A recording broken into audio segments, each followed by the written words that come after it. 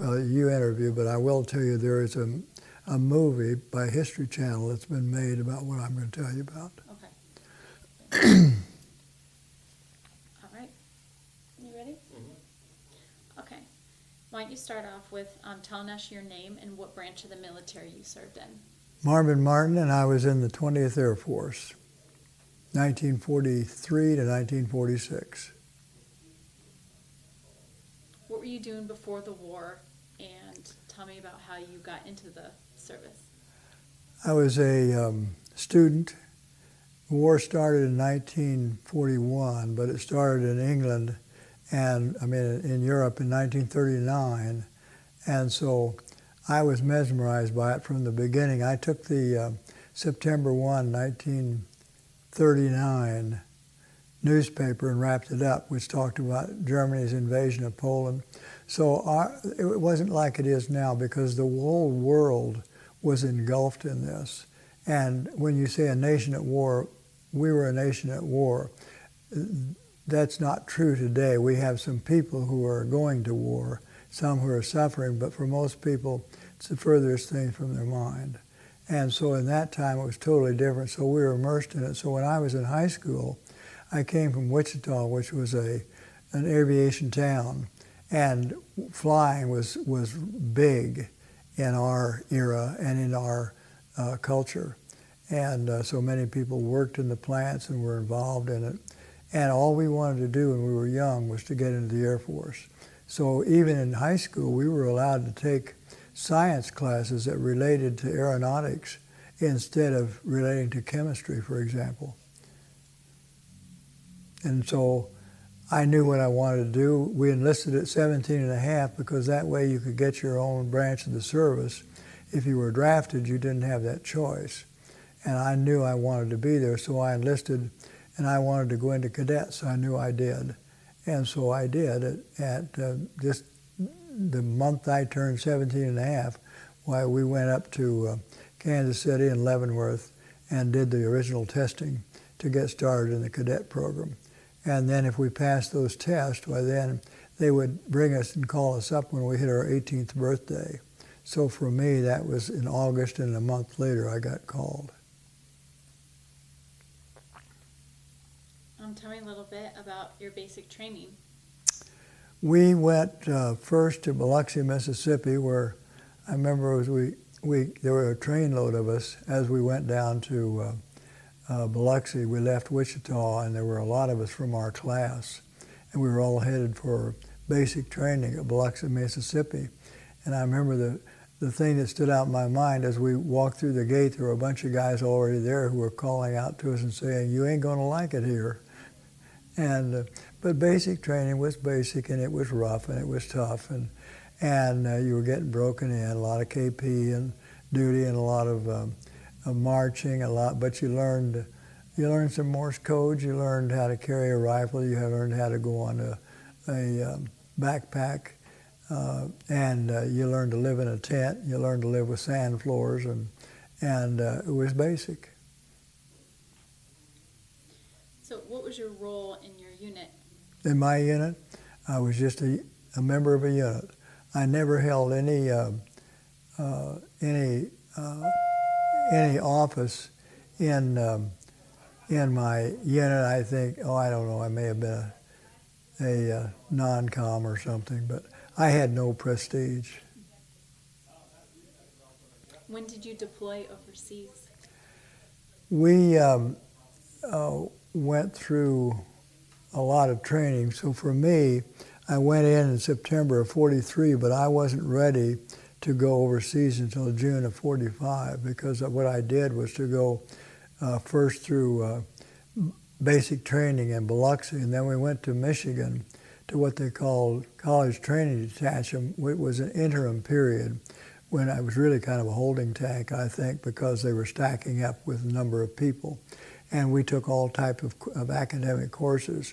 And as we went through there, I got bumped ahead 1 month and was sent on down to San Antonio, Texas. And there they give you about 3 days, as I remember, of very rigorous training or testing for both mental and physical and emotional, and they wash a lot of people out. But at the same time, they're also telling you whether you're going to be in as a cadet. And secondly, if you are, you had to have between, I think, a 6 and a 9. And then there were 3 commissioned officers, which were the navigator, the bombardier, and the pilot. And of course, I wanted the glory seat because that was the pilot. It's what I'd always thought I wanted to be. And they took me through, and they said, well, you qualify as a navigator, bombardier, and pilot, but your highest score is a navigator, so we're making you a navigator.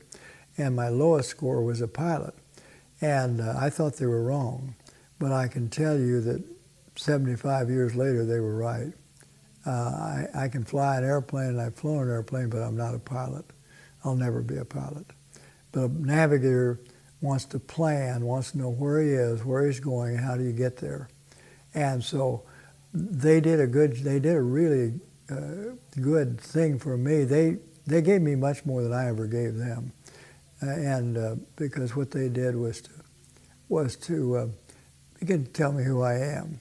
And the real issue in life is to know who you are, not what you're to do.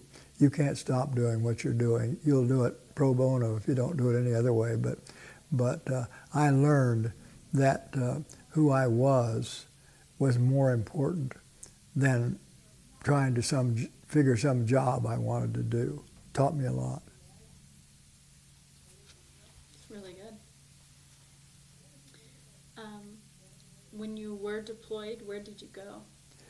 We left after I took the various training. I went to navigation school at San Marcos, Texas, graduated from there as a navigator, and then they offered us an opportunity to go to radar school, which was something new they were doing. It was kind of a new secret instrument that they had of this type of radar to bomb through overcast and at night. And they sent us to Boca Raton, Florida, and then because we were going to do navigation and bombardiering, they then sent us to Victorville, California for a short course in bombardier training. And then they sent us back to our station at Boca Raton, and from there then they sent me to Grand Island, Nebraska to form up with a team that had already had come together and been training, because this was the 20th Air Force and we were training for a new type of radar. And so I was that missing link, and I came in right at the last and just joined the crew just before they were ready to leave for overseas. And we began to form up the crew there. And our ships were different. We were to be solo ships. We weren't to fly in formation. So we flew like a kite on a tail. When we would take off, there might be 140 of us, but we would be single ship. And so when we got into our ships had no armament except a tail gun, because we were late in the war and they weren't as worried about other aircraft and fighter pilots as they were about anti-aircraft and also tail. And so the only armament we carried was the tail gun, and the reason for that was by being stripped down and losing all that weight, we could fly further and longer than any planes had flown. And that's what we were doing on the mission that I think they wanted me to tell you about. Well, why don't we go into that? Tell me about that mission. That mission? Most people think that World War II ended with the atomic bombs. And they did Hiroshima and then they did Nagasaki. But that really didn't end the war. And that's not generally known. And it wasn't known then, and I didn't know it. Until years later, I didn't recognize the significance of what had happened. And what really happened was that Truman had made the decision that they were stalling. And they had tried to stall before, and then they bombed Pearl Harbor while they were stalling. And so he ordered an all-out, close to 1,000 plane raid, as I understand it, to saturate Japan, to try to bring them to their place where they would actually surrender. And Japan was such a military culture that they had never surrendered in centuries and centuries. And all through the war, they would die rather than surrender.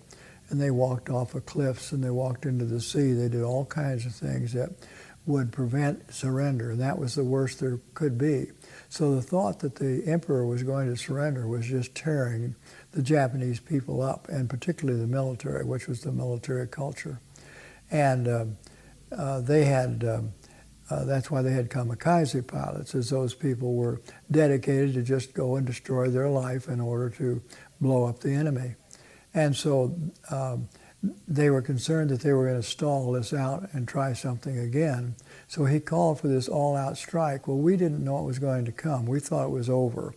In fact, some of the guys, I think, had to quietly abort the mission because there had been a lot of drinking and so forth going on before, as they thought they were celebrating the end of the war. But the orders appeared, and so they told us we were going to fly to Akita, which was the furthermost part of up towards Siberia on the northern part of the island of Honshu. And so as we were to make this trip, the idea was that we were to try to destroy that refinery. The story that I heard was that Russia was also contemplating coming into the war, and they were concerned that Russia would come in and get a toehold, and they would use the gasoline out of this refinery in order to put a stronghold. And then the history was that if the Russians came, they didn't leave. And so they were determined that they were going to destroy that refinery along with some other targets that they had throughout the islands.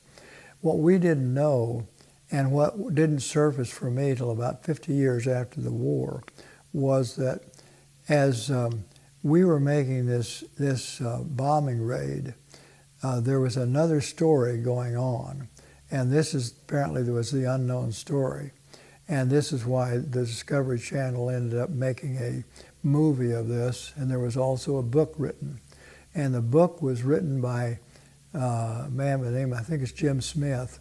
He was a radio operator on one of our ships, one of our planes that was going over.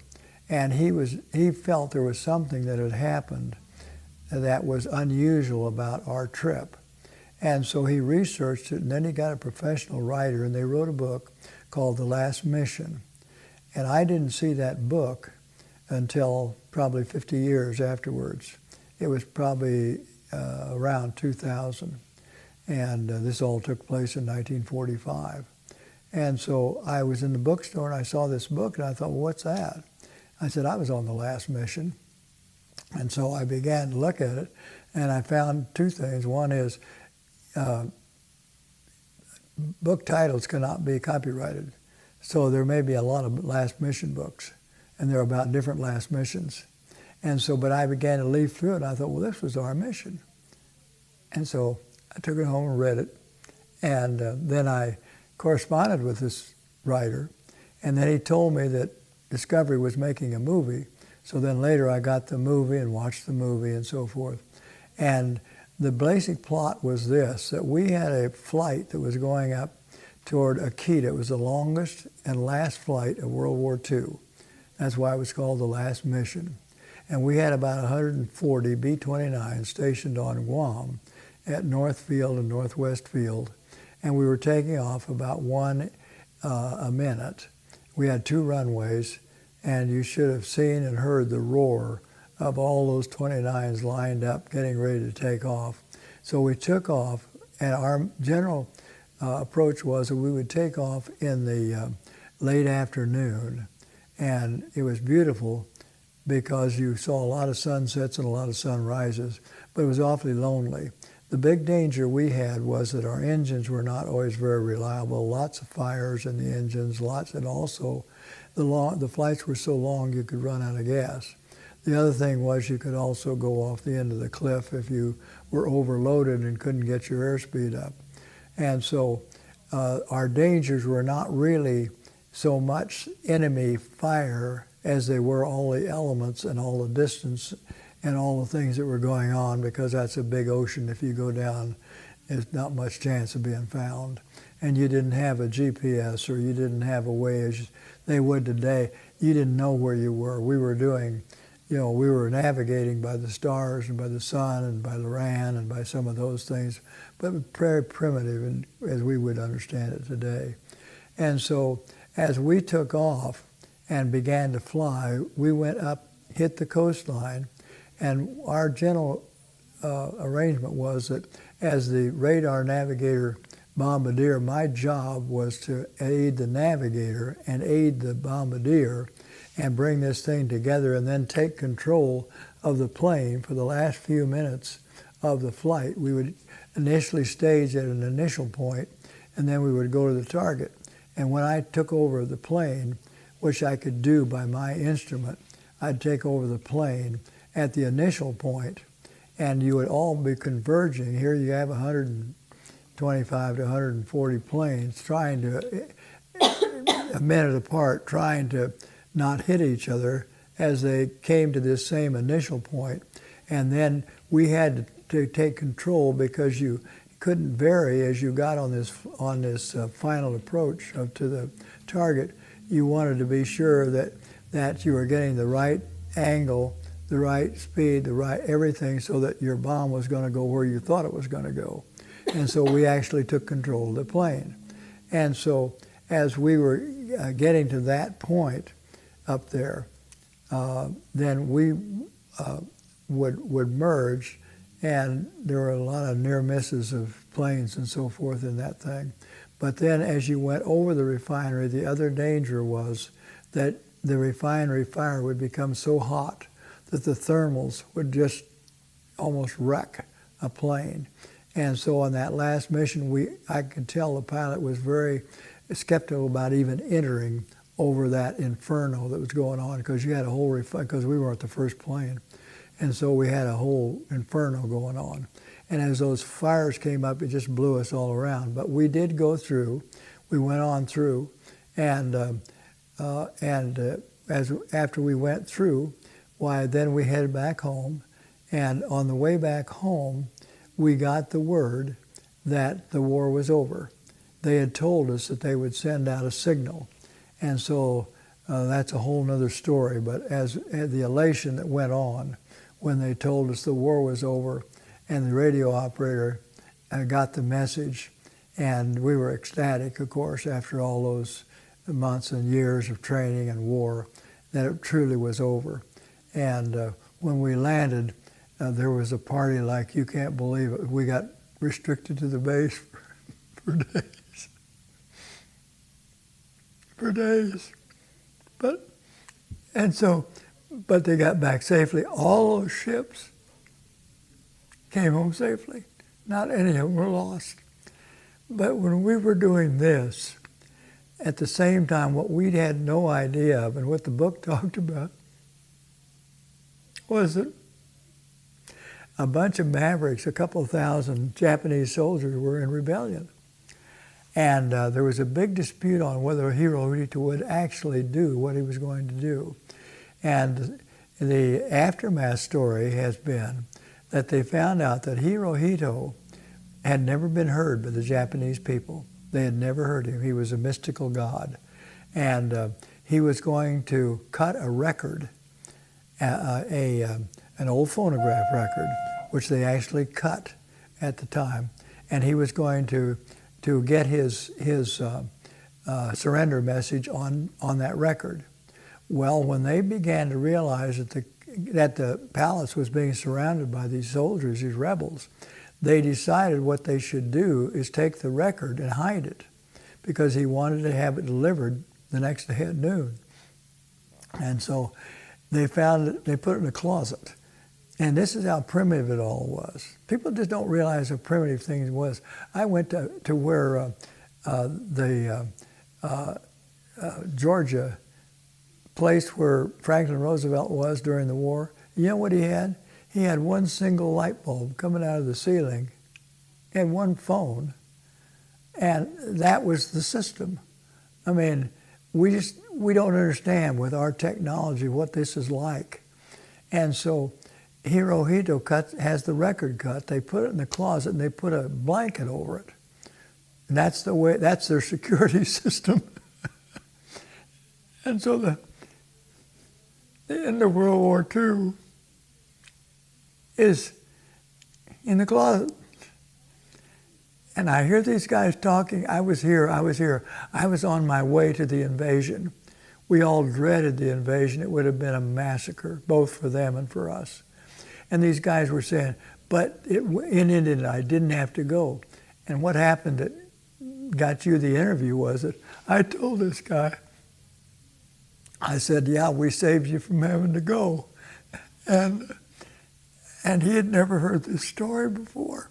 And so what happened was that as this took place, they began to search frantically for the record. And as we went by Tokyo, it blacked out Tokyo. So all the lights in the palace go out. And so these guys are searching in the dark. They got flashlights apparently going. They're trying to find the record because they know if they can't stop the record, the war is going to be ended because it's a surrender notice. And so they're chasing around trying to find this.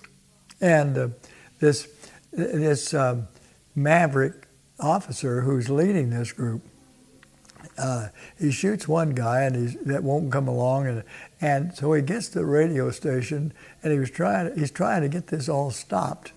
And finally what happens is that he gets word, as I understand it, from that we've got 100,000 troops, Japanese troops, you stand down. And so the guy does stand down, goes out and commits harikiri, because it's over for him. And so what happened was that the record goes on and is played, and World War II is over. And I thought, life is so full of that what happens is you're doing something and you have no idea of what's happening. And so if you're to do what you're to do, then it allows other things to do what they're to do. But you don't know it. And so you just have to have a lot of trust and faith that you're doing it right. But it was such a almost miracle to realize that for 50 years, I had no idea. And most people didn't. There are very few people that do. But after seeing the movie and all, and after reading the book, and after being on the mission, I realized that old people do this. I realized how important it is to do what you're supposed to do. And for me, that's come to be, if God tells me to do something, then I better do it. And if he tells me not to, I better not do it. And so I think that it was a great lesson for me, and I think for anybody who hears this story, it's a great lesson to learn how close we come and never even know. We have no idea. Sometimes I feel like life is like walking along a cliff in the dark, and if the light goes on, it scares you to death for how close you were to disaster. Does that give you your story?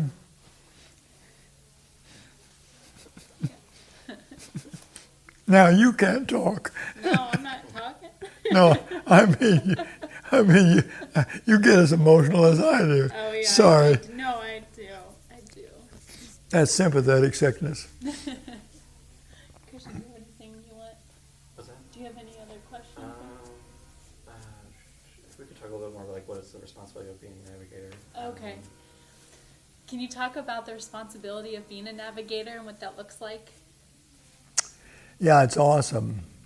And I have to tell you, in retrospect, I was glad that what they did for us, because I was such a green kid, they actually had my navigation training together with my bombardier training, my radar training, to aid the navigator and the bombardier. So I would occasionally navigate. Sometimes he would want a respite. I might navigate from Iwo back to Guam, I remember one time, that sort of thing.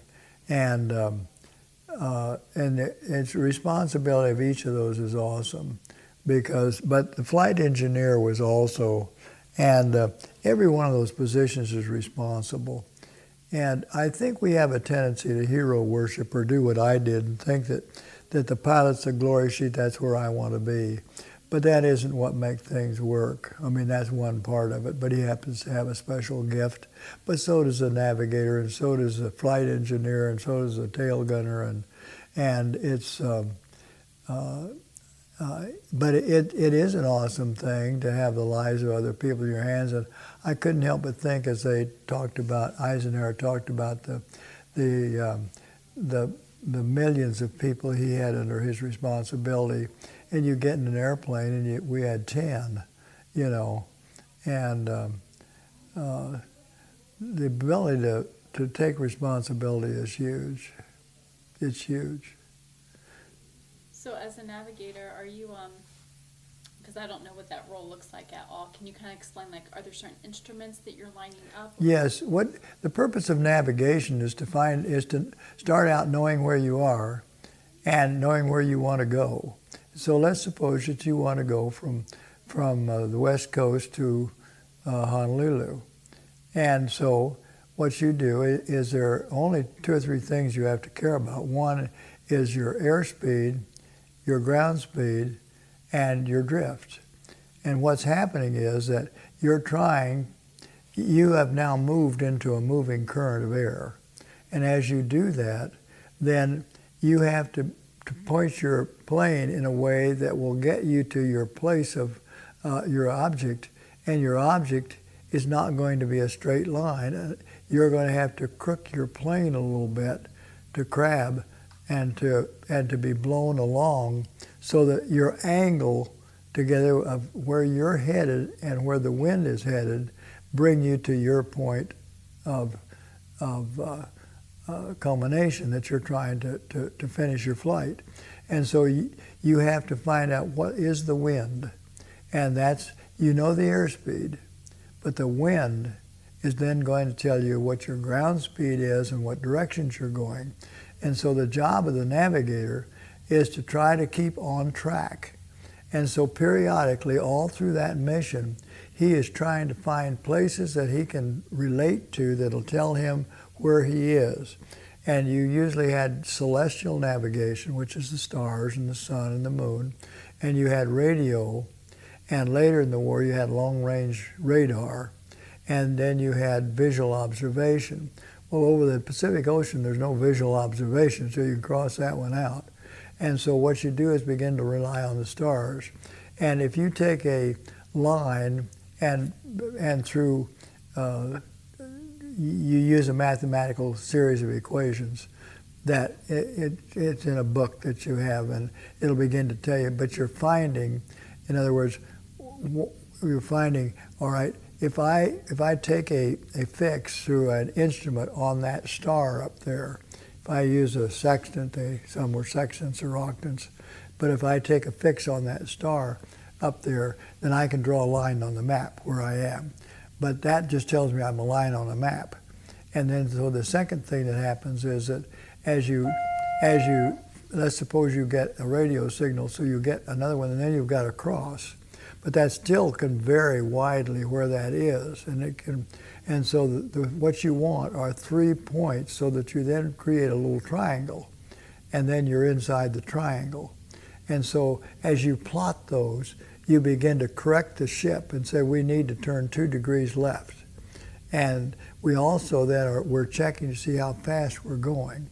The only visual way we could look at the waves, and we could find the way the wind was going. If we were down low enough and the waves were high enough, we could see those caps on the wave, and we could try to read our drift off the waves.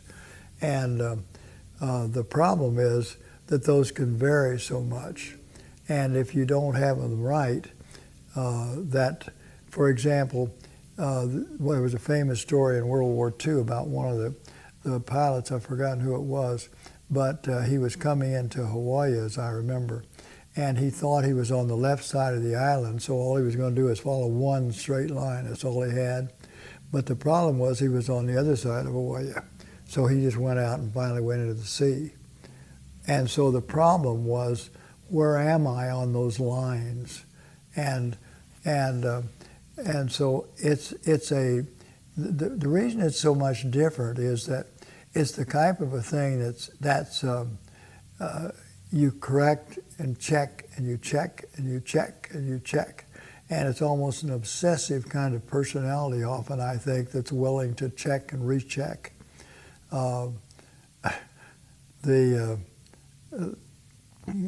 It makes you good in some things and poor in others, as most gifts do. And so the responsibility is huge. Man, frankly, I didn't have that responsibility. I will tell you, I could not for the life of me later, though in life, I thought, there I am, a 19-year-old, turned 20 on just 4 days before this mission. And they put me up there to make the final delivery of this. And I thought, how many thousand people supported me to put that series of bombs where I put them? And I thought, my goodness, all the people who were at the home front, who raised the food and built the planes and the tanks and the merchant marine and the Navy and the people who got all this equipment over there and all the support personnel who were feeding you and housing you and clothing you and taking care of your medical. There were thousands of people, and they take some green kid, 19, 20 years old, and he's the one that makes the delivery of what's taken probably hundreds of thousands of dollars to create. I thought, what a crazy system. And yet, that's what worked, and that's what they did.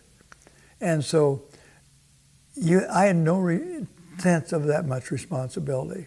When I was just a green kid, at first it was a big lark, and when I'd made the mission, it scared me to death. Really put the fear into me. I learned what fear really was. I learned something else, and that is courage isn't the absence of fear, it's going through fear. There's a big difference. Anybody who doesn't get afraid isn't thinking. Anything else? Did you ever encounter any enemy fire planes on missions?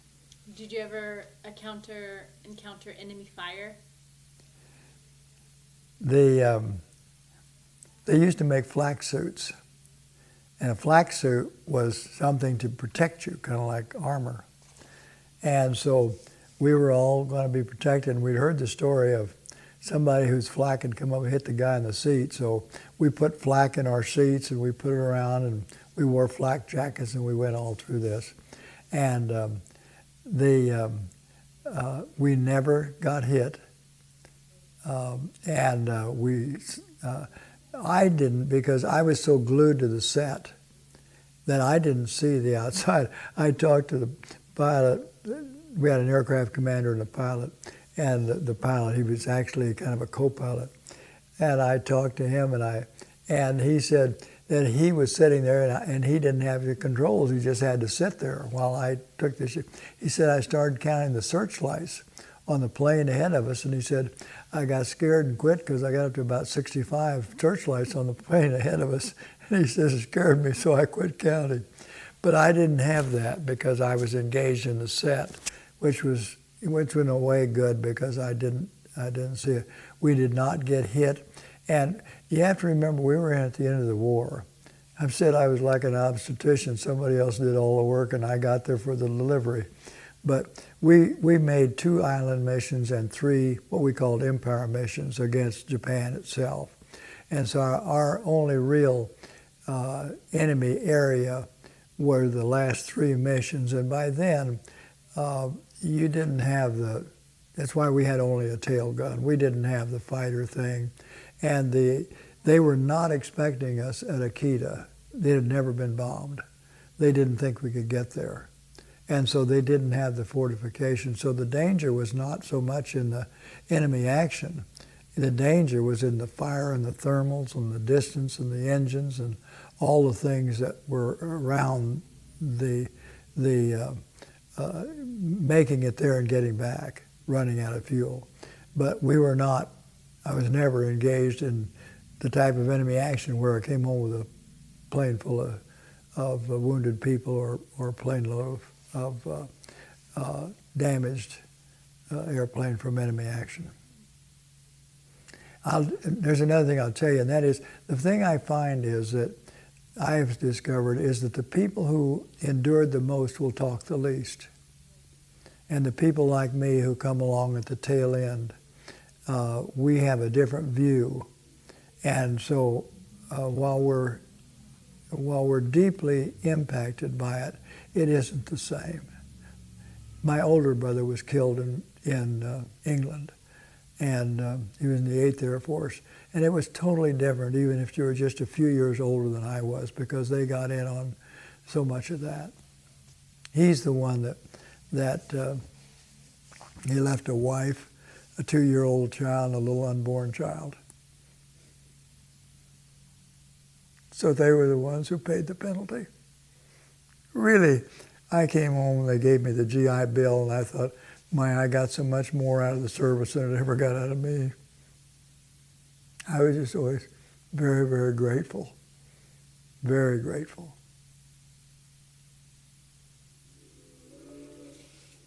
Jamie, anything else? Is that the end? That last Yeah. lesson for the end, That- Okay. that, you want another about the lesson? Or? if you want to. I felt like that right there was really good. Okay, yeah. I'm just going to ask you a few questions about Dwight D Eisenhower. Did you ever have any contact with him? Yes, my daughter and my wife and I, and maybe other members of the family, we came up for the Eisenhower dedication when he was here in 1962. And so I'll tell you the story. But my daughter, who was about 12 at the time, she was standing on the front row. And so Eisenhower came down, and he'd been president by then. And he came down, and he was touching everybody's hand, like they do as they go through one of these lines. And we kidded her afterwards. We said for 2 weeks she wouldn't wash her hand because she'd touched the president. So that's as close as I've come to President Eisenhower.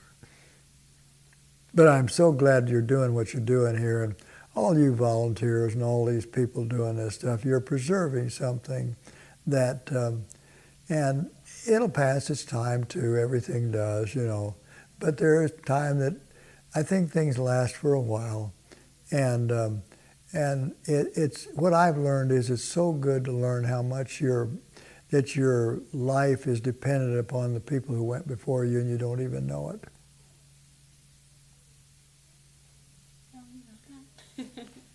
Thank you so much. I really appreciate you coming and sharing it. We You didn't bet. have you on the schedule, but that was God sent. Yeah, I guess so.